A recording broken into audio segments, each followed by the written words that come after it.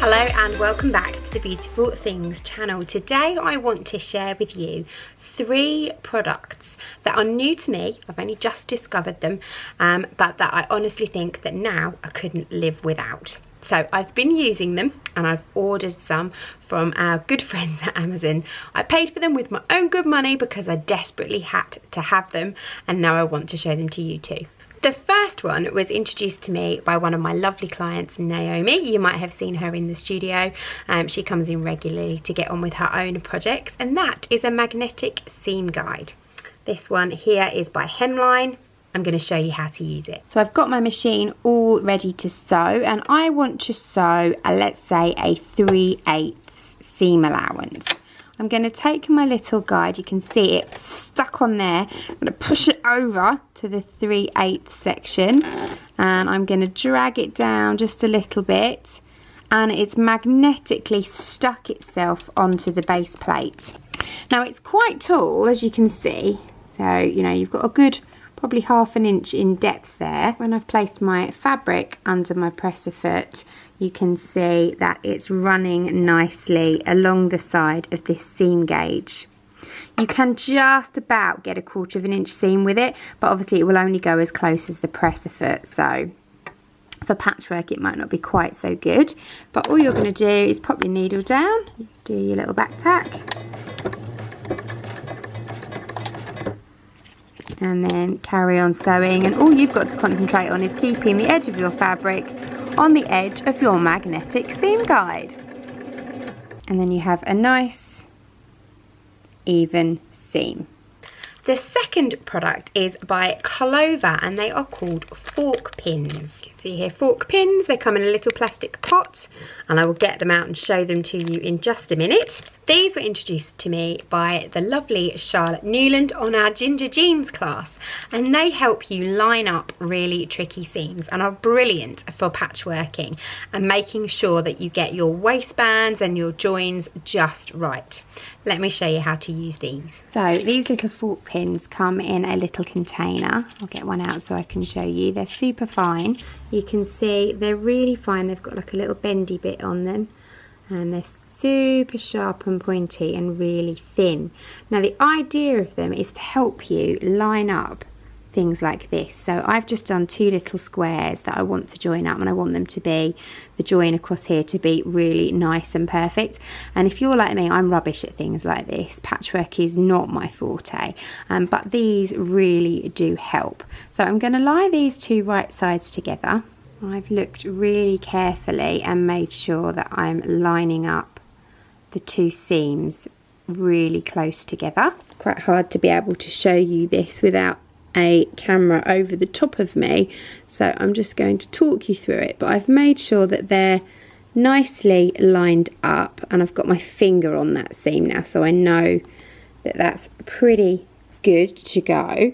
I can then get hold of my fork pin because it's got this little tilty bit that you can hold onto. It's got a nice grip, and I'm going to place 1 pin either side of the seam. So you can see I've got that lined up so that I've got one of the pins either side of the seam, and then I'm going to push it in and back up just like I would a normal pin. So you can see that pin's now gone in here. It's come back out here in exactly the same place, so that that seam in the middle should technically be sitting perfectly on top of the other one. I can now sew this seam, and because these are so fine, you can sew over them. So I've just sewn that and unfolded it. I can see that it's pretty perfect, but what I'm going to do is just press these seams open and press it from the front so you can see it finished. That is amazing. I'm so chuffed with that. Look. It's not even a millimetre out. It's absolutely perfect joining. These little things are brilliant. I love them. Thank you, Charlotte. Last but not least is another one introduced to me by Charlotte. Now I had seen these before, but I'd never actually used one, so I didn't know how useful they were. Now a few weeks ago I showed you how to insert buttonholes into fabric using the traditional 4-step buttonholer method. I will link the video up here. Here is the little sample that I created, and I purposely never cut into it because I knew that this baby was on order. I used it when I made my ginger jeans. I absolutely loved it. It was so satisfying to use that I ordered one straight away, and it is a buttonhole cutter. So you can see it here. It's like a little chisel basically, but it's super, super sharp. It takes away the need for cutting with scissors or using a seam ripper when you open up your buttonhole. You can simply do it in 1 to 2 really easy stages. Let me show you how it works. So the buttonhole cutter comes with a plastic sleeve over the cutter. Now, I don't know if you're supposed to keep this, but I'm going to because it is pretty sharp. You can see it's just like a chisel, but you'll feel it straight away that it is fairly sharp. So you need a cutting mat to be able to do this.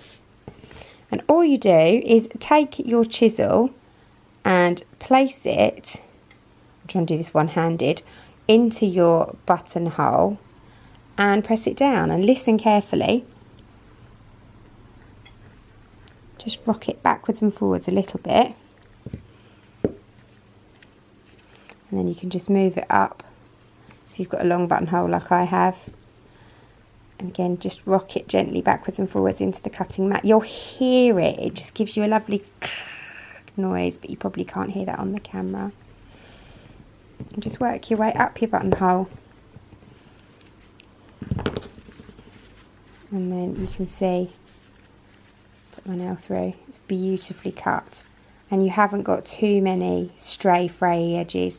You've not risked cutting the stitches. It's just fabulous. I love it. It's really satisfying. So if you feel inspired to purchase any of the 3 things that I've mentioned today, I have linked them down below in the description. Disclaimer, they are affiliate links. Now what that means is that I will get a little tiny commission if you choose to purchase them, but it will cost you no more to buy them as it would do if you were to just go onto Amazon and buy them yourself.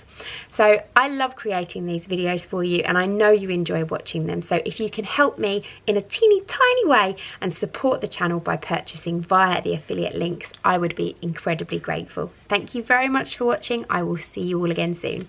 Bye.